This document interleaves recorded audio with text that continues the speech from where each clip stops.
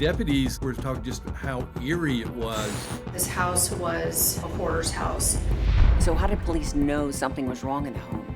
When he didn't show up for work for several days, his workmates were very concerned about it. Richard, John, and Voncile all had their throats slit and were covered in blood. He felt like witchcraft was involved. He openly came out and said that. So was there one thing that caused him to snap? She specifically provided a clause in the will that he was to be excluded.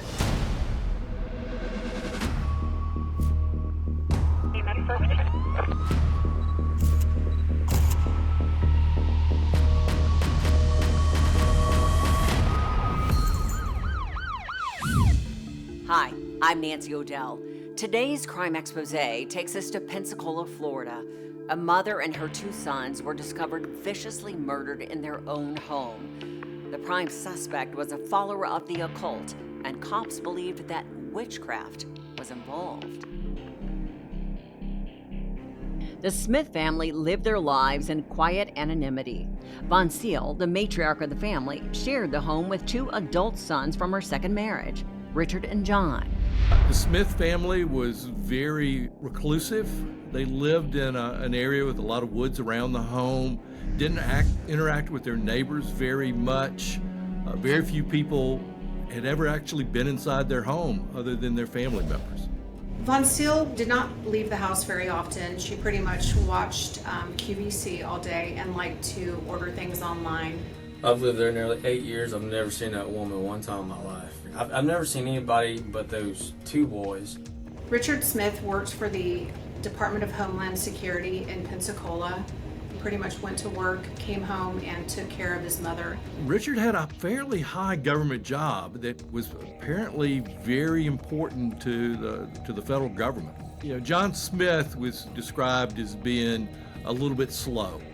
He worked at a Walmart in his mid-40s. There was a third son, Donald, who lived nearby. Donald Hartung was a stepbrother to Richard and John Smith. He was from Voncile's previous marriage, so he was a little bit older, and he lived a few miles from the current family home. The family did seem to be a blended family. They got along fairly well, at least for outward appearances. There didn't seem to be any conflicts there. Every Tuesday, Donald Hartung came over to the Smith family home, and he would cook dinner for the family. One day, Richard Smith, dependable as the day was long, didn't show up for work. When he didn't show up for work for several days, his workmates were very concerned about it. It was unusual for him not to show up for work or not to call in. His supervisor went out to the family home and ultimately called the police to come in and check on him. 911, is there emergency? Yes, ma'am. Is this the number I would feel about doing a welfare check on someone? I mean, it's 911. I can put one in for you. What's going on? All right, so one of my employees, who's a very large man, has not shown up to work for 3 days. So I came out to his house, and his car's here. Doors are all locked, windows, shades are all drawn. There's a bunch of packages on the front step, and I would like someone to be here when I break a window to get in there to check on him. Yeah, what's the address? When law enforcement and the coworker arrived at the Smith home, the Smith's cars were there. Once law enforcement was able to gain entry into the Smith home, they realized that this house was a hoarder's house. There were boxes everywhere. The deputies, they were talking just how eerie it was to walk into this very quiet house and all these stacks and stacks of just stuff. As they're moving through the house, there is an odor, and they're trying to figure out where it's coming from, and there are piles of clothes everywhere. As they start to pull back the clothing, the odor gets stronger, and there are bodies. They located Voncile Smith, deceased, in John's bedroom under a pile of clothes. They located Richard Smith, deceased, in the den on the floor. And they located brother John Smith, deceased, on a couch in that den, also under some clothes. The manner of death for the Smith family was quite violent. Richard was covered in blood. It looked like he had a bullet wound to the side of his head. And John was seated on a couch in the den. The top of his head was bashed in. Richard, John, and Voncile all had their throats slit and were covered in blood. In addition to the blunt force trauma, Voncile had an additional injury that was strange. She was missing part of her pinky finger. Police were stunned by the absolute carnage inflicted upon the family, and there were signs that the victims knew their attacker. There was no broken windows, no broken locks or doors kicked in. It did look personal. It also showed that the victims knew who was approaching them because it seemed to be at very close quarters that they were killed. So it indicated there was some relationship there between the victims and the murderer. It appeared that it was some sort of emotional rage, something personal, and that the person who had done this to them had a lot of hatred. While the police were on scene searching the residence, they located a hammer in the kitchen. They took that hammer to the autopsy to compare it to the wounds in the bodies, and it appeared to be one of the weapons used in the murders. The Escobilla Sheriff's Department began their investigation with those closest to the family.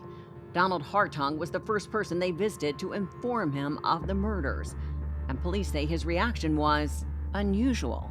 He did not seem shocked or surprised. Your folks, your family over there was killed? Killed.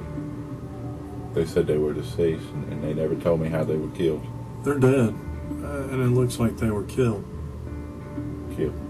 Mm-hmm. Typically, when a family member is notified of their entire family being killed, you elicit some kind of emotion, some kind of reaction. And when Mr. Hartung did not have any of those, we found that to be very strange and concerning. So did police comment to Donald that his lack of emotion seemed strange? When he was called out about it, he kept saying, "I am emotional," but he didn't show any emotion. Well, it looked like they were shot. It's hard to tell because there was a lot of clothes on top of them. Clothes on top of them. Mm-hmm. Oh my God. Donald Hartung indicated to the police that he last saw his family on Tuesday when he came by to make the family dinner. When he left, everything was as it should be. The family had eaten dinner, and he had even left a plate for Richard when he got home from work. Police inspected Donald's home, looking for anything that suggested he was involved in the murders. And what they found sent a chill through all of them. When law enforcement walked around Donald Hartung's home, they noticed a room that he had that was full of books about the Wiccan religion. There were some shrines, there was a Ouija board, and just some interesting artifacts related to his Wiccan religion. If they weren't weirded out by going to the crime scene, when they went to that put them on overdrive. We are very much in the Deep South here. This is the Bible Belt. So the idea of witchcraft shocked a lot of people. Donald's allegiance to Wicca was peculiar, but not a reason to connect him to the murder, at least not yet. But days later, the Sheriff's Department revealed that an unnamed suspect's interest in the occult may have led to the killings. When the sheriff finally was able to do a press conference, he talked about the murders being ritualistic. He mentioned that it was a blue moon. And a blue moon is when you have 2 full moons in a month. He felt like witchcraft was involved. He openly came out and said that. When we started reporting on it, we reported on the killer being the blue moon killer, trying to build off of that story and grab attention to it. Investigators also considered the possibility that Richard Smith's job in Homeland Security could have made him a target. Richard's job at the Department of Homeland Security was investigated. There were some members of the Department of Homeland Security who looked into if this could have been something that had anything to do with his job. Was he the real target? And the other 2 were just collateral damage. All that was bubbling around, definitely on the federal side. Richard Smith's job and the Wicca link both turned out to be unrelated to the crime. Detectives looked for other possible motives for the triple homicide and found none. But they did learn of tensions in the Smith family that may have led to murder. He was the black sheep of the family. She specifically provided a clause in the will that Donald Hartung was to be excluded.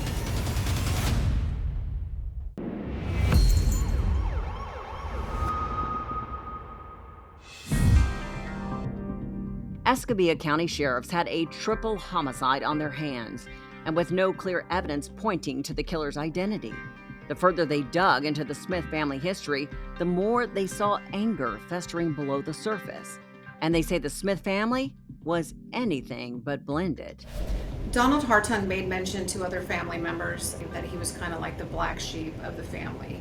He felt that his mom favored her two sons, Richard and John, and didn't treat him as well as she treated the other two. Donald had a little bit of a criminal past. He had a drinking problem. He did have some DUIs. He was a little bit more sociable than the rest of the family, but still just about as odd as the others. But it was statements that Donald had made to coworkers that really got the attention of investigators. As law enforcement started to talk to the people that knew Donald, there was conversations about that he was going to inherit a lot of money, that apparently Voncile, she did have money, and that he was going to be the one that was going to get it. Mr. Hartung made statements to one of his coworkers regarding the fact that he may inherit money if something were to happen to his family. We also found out that he was excluded from his mother's will. Voncile had left a will and testament. She left all of her belongings, financial and otherwise, to her sons, Richard and John. And she specifically provided a clause in the will that Donald Hartung was to be excluded. There was about $900,000 involved in this. There also was money in the house. It was a safe. They found a significant amount of cash in the house also. The family wasn't wealthy, but they were well off. Donald Hartung was working as a security officer at a local hospital, and 3 weeks after the Smith family was found murdered in their home, Donald Hartung submitted his letter of resignation. Meanwhile, forensic investigators had meticulously gone over the crime scene looking for evidence that they could tie to a suspect, and they found it. So it seems like at that point, the case had moved past circumstantial. Was there more that detectives found to build the case against Donald? And when they looked at the DNA and did their full swipe of the crime scene, they found cigarette butts in a trash can that had bloody rags that had been used to clean up the crime scene. The cigarettes had Donald's DNA on it. They found Donald's DNA on Richard's belt, which seemed to be unusual. It was honing in more and more that Donald was the killer. From the beginning, it appeared as though Mr. Hartung felt like he would get away with this murder, that he had everything thought out and he would inherit the money. Police now knew that Donald Hartung was the killer. They had incriminating statements, DNA evidence, and a strong motive that linked him to the triple homicide. Donald Hartung was arrested and indicted for 3 counts of first-degree murder. After his arrest, he was held in the Escambia County Jail on no bond pending trial. Donald was arrested. He was not given any bond. He pleaded innocent right away, got a very good defense attorney. While Donald was in jail waiting trial, he was feared. People saw him as a warlock or a witch, and they stayed away from him. He did have a cellmate that he did bond with somewhat. And police say Donald's inability to keep his mouth shut would strengthen the prosecution's case even more and seal his fate. He also told the cellmate that he had cut his mother's pinky in an effort to torture her to get a safe combination.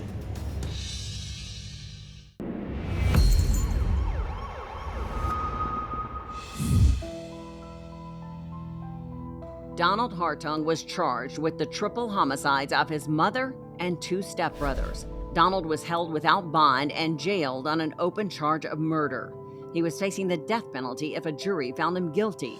And as fate would have it, while awaiting trial, Donald met a kindred spirit. It was a friendship that would come back to haunt him. While Donald Hartung was in custody in the jail, he had a cellmate that reached out to the state attorney's office in an effort to provide information that he had gotten from Donald Hartung while they were incarcerated together. So what did the cellmate share with prosecutors about Donald? I know he gave us details about the homicide scene. I know it stuck out to Mr. Purefoy because he thought it was pretty cold that someone would kill their own mother. According to the cellmate, Donald Hartung acknowledged that he did in fact murder his family. He did acknowledge that it was for financial gain. And he also told the cellmate that he had cut his mother's pinky in an effort to torture her to get a safe combination. Donald shared that this was about money. This was about a will.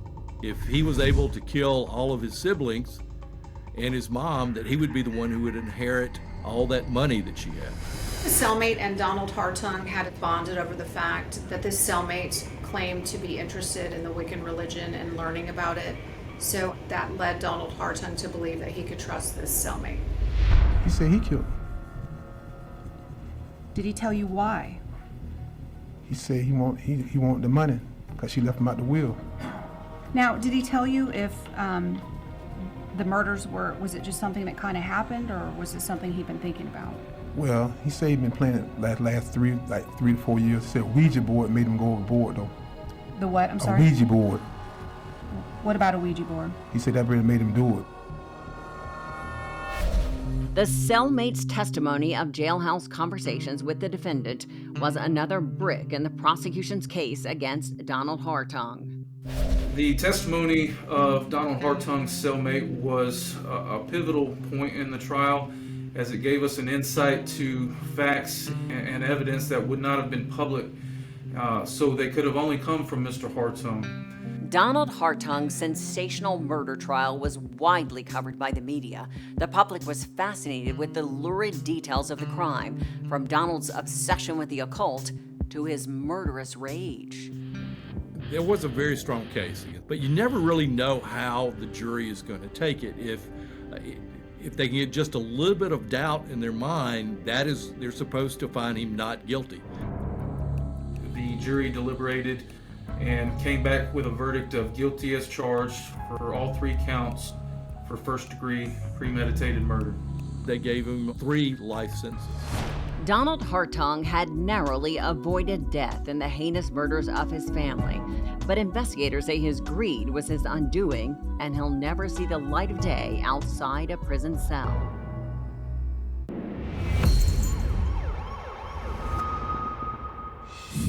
The triple murders of Voncile, Richard, and John Smith shocked Pensacola with the killer's connection to the occult. In the end, witchcraft had little to do with the killings. Donald Hartung's greed and anger had finally boiled over, resulting in the slaughter. He will spend the rest of his life behind bars trying to figure out how his plan went so wrong. And now, it's time for today's Safety Spotlight. The Slayer Statute is a law preventing a murderer from inheriting money or property from their victim. And while this law may be enough to discourage some individuals, taking additional precautions can help maximize your financial and physical safety. For example, consult with an estate planning attorney to establish or change beneficiaries in your will in the event of a divorce, death, or changes in family dynamics. If a family member or spouse is pressuring you regarding a will, if your relationship with them is contentious, or if you fear for your safety, inform your attorney, who can advise you on the best way to safeguard yourself and your family. I'm Nancy O'Dell. For all of us here at Crime Exposé, please join us next time and stay safe.